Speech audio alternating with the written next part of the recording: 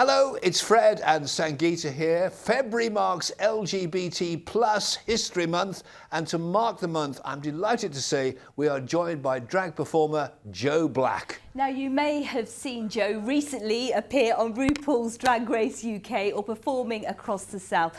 Joe, thank you so much for talking to us. And can I just say, first of all, you look lovely. I see you've got the blazer, which kind of reflects Fred, and then you've got the velvet, which is obviously very much me. Beautiful. I'm just trying to tie it all in.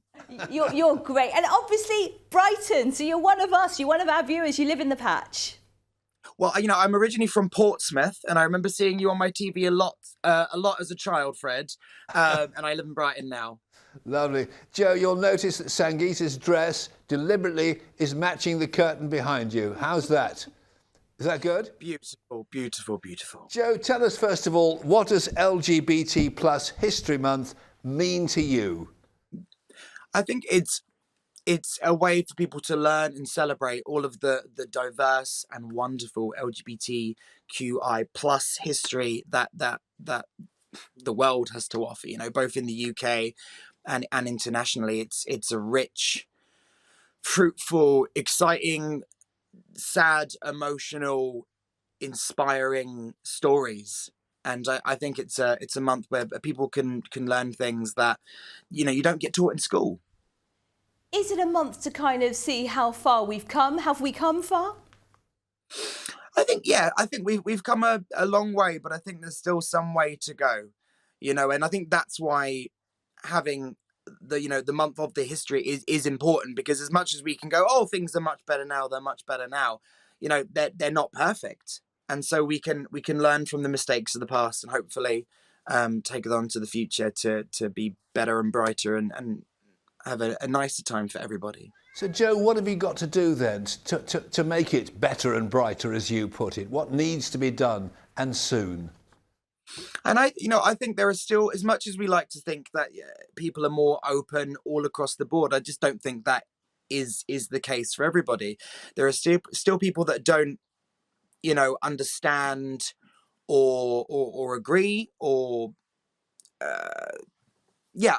agree with, you know, LGBT things, and that's fairly ludicrous, I think, because, you know, people are just being people, and I think that's where we need to go, is for everyone to suddenly go, you know what, people just living their lives, it shouldn't be a problem. It's 2021 now, and I think people just living their lives shouldn't have to be up for discussion. It's not a debate, and I think that's where we need to make steps.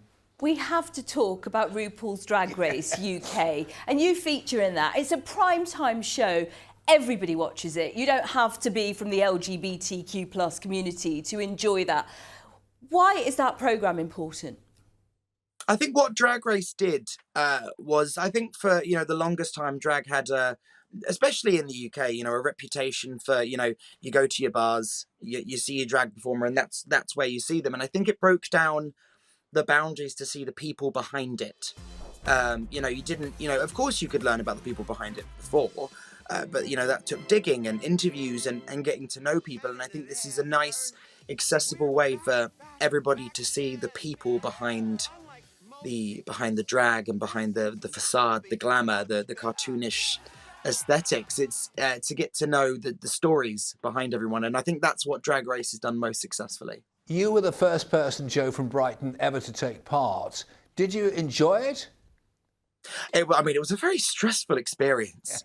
But it was very exciting, because Brighton is such a capital for all things drag and LGBT and unusual and different. And it was really lovely to go on there as the person from here and show what Brighton does have to offer. And that barely scratches the surface. There are so many wonderful people here that I hope that, you know, as it continues on, that all of them get a shot at that crown. And you'll probably be shy about this, a bit coy, but you are seen as a trailblazer among the drag queen communities in Brighton. You know, you're very established. Barack Obama follows you on Twitter. I mean, come on. Yes, he does. I'm not sure. I know it's his official account, but I don't think he was there going, Joe Black, follow. That might have been an assistant. I don't know. How important is it, do you think, Joe, having drag queens featured on mainstream television for raising awareness of LGBT plus issues?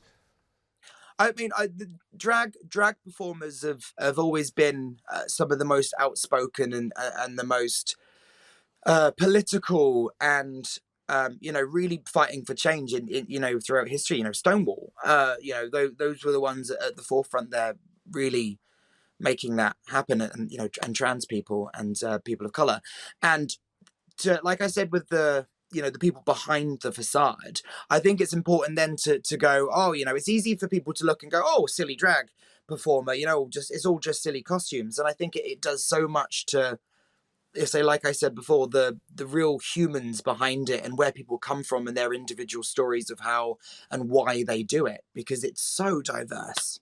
The reasons I do it because I'm inspired by cartoons and vintage photography and cabaret and things like that, and there are other people do it because they want to explore that side of themselves, and there's some people do it purely for money, or some people do it because they love fashion or because they love the way doing it makes them feel, and I think that's why it's important.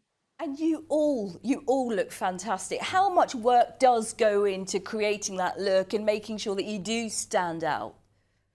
Oh, for me personally, I like finger waving the hair, smacking that blue eyeshadow on, and drawing my eyebrows up here. I'm kind of going for that silent movie, ever so subtle makeup gun chic, personally speaking. But some people are ever so delicate, but I'm of the method of just laying it all gently out on a table and going, that's mine. Joe, can I ask, are people kind of confident when they see you like that? Are they confident to approach you? Because I think that's one of the things that this month can explore. I think sometimes it can. I think it can have two effects. I think for me personally, some people see it as an invitation, and they're like, right, this is a larger than life character. I will go say hello and ask questions and talk. And then on the other end of that, for some people maybe it makes a barrier. But the styles and things are so diverse. There are some people that just look absolutely adorable. Do you know what I mean? That just look, kindly looking characters, or what, my personal one is maybe a bit more sort of Disney villain-esque. But that speaks to some people and allows them to come up and go, hey, I've got questions for you. What sort of questions do they ask? Mostly questions about how long does this take you, and lots of would you do my makeup? And I was like, well, if you would like to look like a scary clown, please do feel free to ask me. Yeah. But if you would like to look gorgeous, I have many other names I could recommend. It's been a very difficult 12 months for everybody in the entertainment business. How have you adapted to what's been happening? I was very driven to continue to create. So I took shows online. I've been making YouTube content, things that are accessible for people no matter where they are in the world, that can be made from home and streamed to people's homes. I took it as a challenge to find a way around it and how I can best use this time to adapt. I mean, I can't wait to be back in rooms with people having an absolutely stunning time, and it has been really, really difficult. I'd love nothing more than to be in a dingy cabaret bar drinking watered down gin with gorgeous people, but for right now, as it's safe, just adapting how I can. I think we all share that vision with you. And can we just end by asking you, as we said, this month is for everyone. It's not just for the gay community, is it? You want everybody to embrace this and learn from this.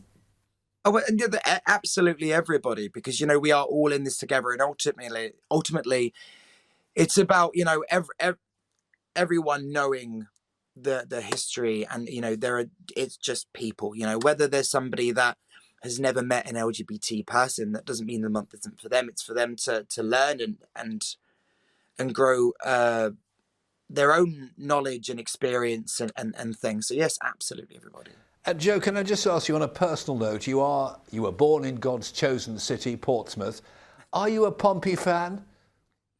I don't know, taking a look at me, whether you'd think that I was into the football. I'm not really much of the sporting type. Well, Joe, thank you so much for talking to us. Good luck with what you do. I know that you're hoping to tour by the end of the year, aren't you? And coming back to Portsmouth as well, I think. I'm at the Wedgwood Rooms, yes. Oh, see? fantastic. When do we see you there? Oh, that's in, I believe, November 4th. And hopefully, fingers crossed, things are, I think it's November 4th. Don't quote me on the people can go on the internet and see. Yeah. This is on the internet. Crossing my fingers. And do Sangeeta and I get an invite to the Wedgwood Rooms? Oh, absolutely. Guest list for both of you. Fantastic. Oh, you're a darling. Thank you so much. Bye, Joe. God bless you. Thank Bye-bye. you for talking to me. Bye-bye. Bye.